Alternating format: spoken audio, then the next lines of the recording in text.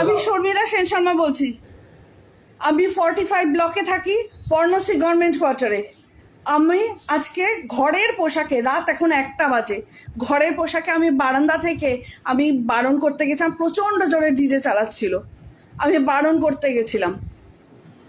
তার জন্যে হ্যাঁ, আমারই দোষ। আমি একটি ছেলেকে মেরেছি, সে আমার ছেলের থেকেও ছোট, আমার 22 বছরের ছেলে, আমার ছেলের থেকেও সে ছেলেটি ছোট। আমি ঘরের পোশাকে কেন গেছি, সে আমাকে নোংরা ইঙ্গিত করেছে, আমি তাকে মেরেছি চর। এবং ডিজে কি হারে, একটা বাড়ির পাশে ডিজে চালালে কিরকম হারে হয় অবস্থা, আমি শুধু ডিজেটা বন্ধ করতে বলেছিলাম। আমার হাজব্যান্ড আমাকে, যেহেতু ওরা অতজন মিলে এগিয়ে এসেছে, আমার হাজব্যান্ড গেছিলেন আমাকে বাঁচাতে। আমরা নির্বিবাদী পরিবার, কোনো সমস্যায় কোনোদিন কারোর সাথে জড়াই না, পাড়া প্রতিবেশী সব তলে জানে, আত্মীয় স্বজন প্রত্যেকে জানে। কিন্তু আমি পরিষ্কার বলছি, মানে এটা আমার প্রচন্ড আজকে মানে সংঘাতিক কাণ্ড হয়ে গেল। আমার হাজব্যান্ড কোনোদিন কোনো সমস্যায় জড়ায় না, সেই মানুষটির আজকে আমি দেখাচ্ছি, দেখুন তাদের আঘাতে নাক ফেটে গেছে। যে মানুষটি কোনোদিন, তুই চশমা খোলো একটু দেখো, না ছাড়ো না, আমি এটা ফেসবুকে পোস্ট করব।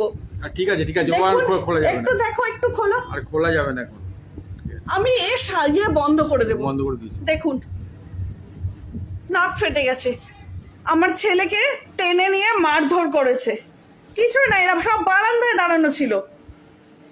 কলকাতা পুলিশ, এই পর্ণশ্রী পুলিশ সব এসে দেখেছে, এবং পর্ণশ্রী পুলিশ স্টেশনের যে সমস্ত আধিকারিক এই মুহূর্তে রয়েছে, তারা কিন্তু ব্যক্তিগতভাবে, আমি পরিষ্কার বলছি, ব্যক্তিগতভাবে এই পরিবারকে তারা চেনে।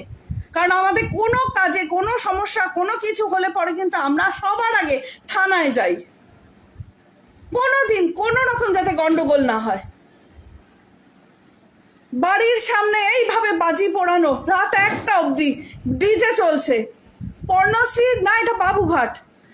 আমি একটু আগে আমার নিজের ফেসবুক অ্যাকাউন্টে আমি এই পোস্টটা করেও ছিলাম।